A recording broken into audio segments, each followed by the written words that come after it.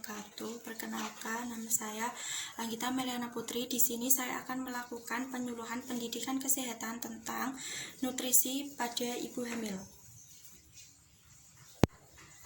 Kekurangan energi kronik atau KEK adalah keadaan di mana ibu menderita keadaan kekurangan kalori dan protein atau malnutrisi yang berlangsung menahun atau kronis. Kemudian nutrisi ibu hamil sendiri itu merupakan nutrisi yang diperlukan dalam jumlah yang banyak untuk pemenuhan ibu sendiri dan perkembangan janin yang dikandungnya.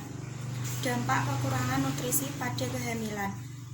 Menurut Lubis, dampak yang dapat ditimbulkan antara lain, yang pertama, dampak pada ibu. Gizi kurang pada ibu hamil dapat menyebabkan resiko dan komplikasi pada ibu, antara lain anemia, perdarahan, berat badan ibu tidak bertambah secara normal, dan terkena penyakit infeksi. Yang kedua, dampak untuk persalinan. Pengaruh gizi kurang terhadap proses persalinan dapat mengakibatkan persalinan sulit dan lama, persalinan prematur atau sebelum waktunya, dan perdarahan postpartum. Yang ketiga, dampak untuk janin. Kurang gizi pada ibu hamil dapat mempengaruhi proses pertumbuhan janin, menimbulkan keguguran, abortus, bayi lahir mati, kematian neonatal, cacat bawaan, dan lahir dengan BBLR. Tanda-tanda kekurangan nutrisi pada ibu. Yang pertama, berat badan ibu kurang dari normal. 2. Resiko timbulnya anemia. Yang ketiga, ibu mudah lelah, letih, lesu, lemah, dan lunglai. Keadaan umum ibu, bibir tampak pucat, nafas pendek, denyut jantung meningkat, susah buang air besar, nafsu makan berkurang, mata cowong, dan konjungtiva anemis. Dan yang terakhir, aktivitas ibu menurun. Macam-macam nutrisi pada kehamilan. Yang pertama, yaitu karbohidrat. Karbohidrat merupakan sumber tenaga untuk tumbuh kembang janin dan proses perubahan biologis yang terjadi dalam tubuh meliputi pembentukan sel baru, pemberian makanan bayi melalui plasenta, pembentukan enzim dan hormon penunjang pertumbuhan janin. Karbohidrat yang dapat dikonsumsi berupa nasi, kentang, bihun, dan roti. Yang kedua yaitu protein.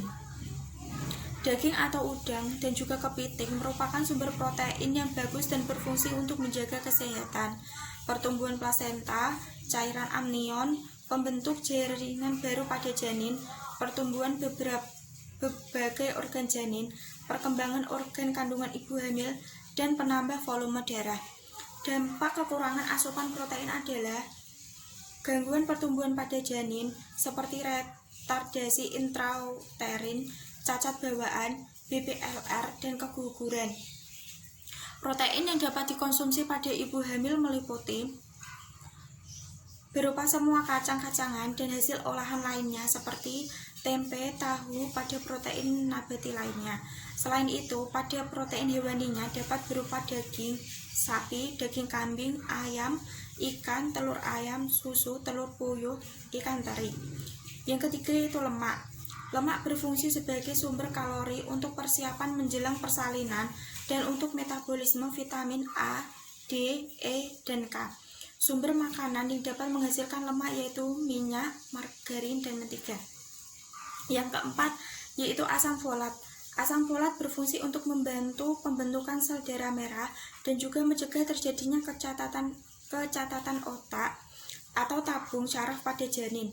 Asam folat dapat ditemukan di roti gandum, alpukat, kacang almond, bayam, dan pisang. Yang kelima yaitu vitamin D. Vitamin D berfungsi untuk menjaga kesehatan janin dan juga penyerapan kalsium yang akan dikonsumsi.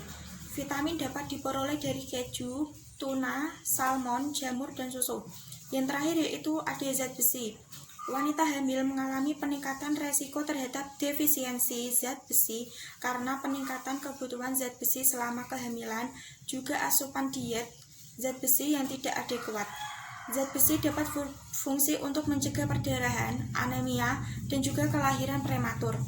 Zat besi dapat diperoleh dari tomat, kentang, bayam, kacang merah, daging merah. Sekian penyuluhan kesehatan